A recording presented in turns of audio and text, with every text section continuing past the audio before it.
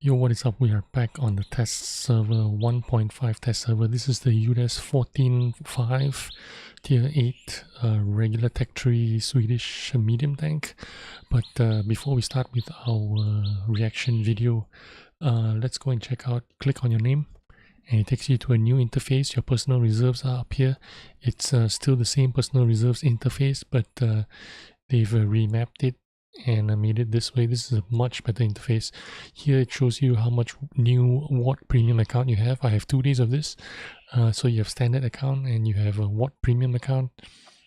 It's the same price as the old premium account, by the way. You have manageable bonus experience, and the way this works is you can, post battle, you can ×3 whatever good battles that you have, or you can multiply ×3 to the same tank 5 times in a row if you choose so, for you to speed grind whatever tank you have. I suppose it stacks up with your daily ×2, ×3 and ×5 as well, but I'm not sure about that. But I think that's how it works. You can ×3 on any tank you want after the game. How many same tanks if you want 5 times, to a maximum of 5 times.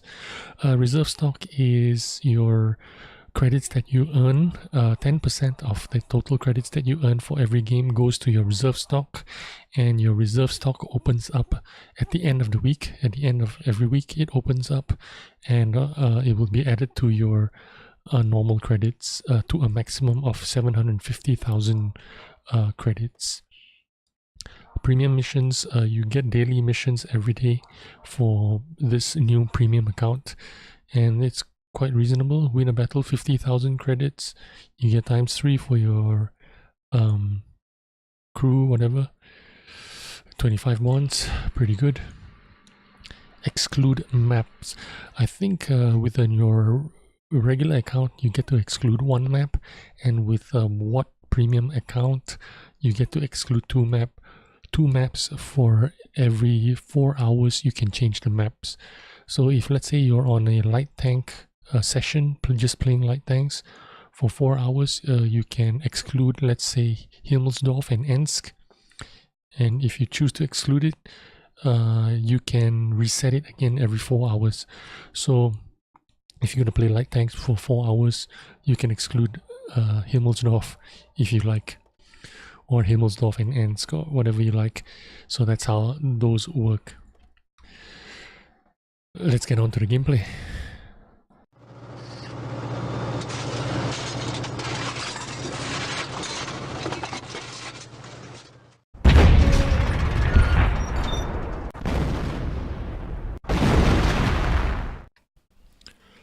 Alright, here we go. First game in the tier 8 UDES 14 Alt 5 we call it. Reload time 9.71 seconds. Not hot at all. I am running the rammers, food and BIE, and I can get it down to 9.5 seconds. Now that's the only downside about this tank. The mobility feels great. It doesn't feel like it's bad. It's fairly agile, and the speed is good. This is my first game in it. In Studenski, I think this is called. I'm going down to the 0 line to try and take up the hull down position and see if it's any good for me. I'm gonna go down this way and see if I can hide where the water's edge is, and see if I can knock down this tree. But I missed the tree completely, so I'm gonna try it again. Knock down that tree and again to a hull down position and snipe from here in the early game. Now, I took a blind shot there. Someone spotted and missed that guy and hit me, but thankfully I bounced and we are down 1 tank already. Aim time 1.93 seconds and dispersion 0.35. It's not too bad. It's not the greatest, but when you're getting 360 alpha damage on this kind of gun, you gotta expect that kind of dispersion. So you're not gonna expect much from it. It's a lot like the Lansen C in terms of dispersion. It takes a hell of a long time to aim The aim time is exactly 1.93 seconds in this current configuration that I have. And yeah, it plays a lot like the Lansen C. 217 penetration on the standard APCR shells, and the premium shells are also APCR shells with 253 pen. Now this 430U and Guyana Varon is being too brave here. They are overextending themselves, and as you can see, there is another UDES hull down in that position, and they're gonna get completely owned by these guys right now. So this is not a good place for that 430U, even though he's top tier, but he's lost a lot of his HP and he is going to die. Now we're gonna lose the 0 flank, and I already know that we're gonna lose this flank, so I'm gonna leave and play a safer position from this corner so that I can shut them down when they are ultimately going to close down on my little friend here. It's just the two of us left, but we're gonna make the most out of it. Now with him over there and me over here, we can provide some kind of crossfire and make him think twice about pushing forward. Now we're down 3 tanks already. This doesn't look good for me, and I wish this reload time was a lot sooner, because if it was, we could have worn down this tank a lot sooner than it took. But it's not too bad. We still managed to finish him off, and now I've got that Emil that was spotted earlier to deal with, but not after I take care of this guy. Boom. But I left him with a little bit of HP, so that's not good.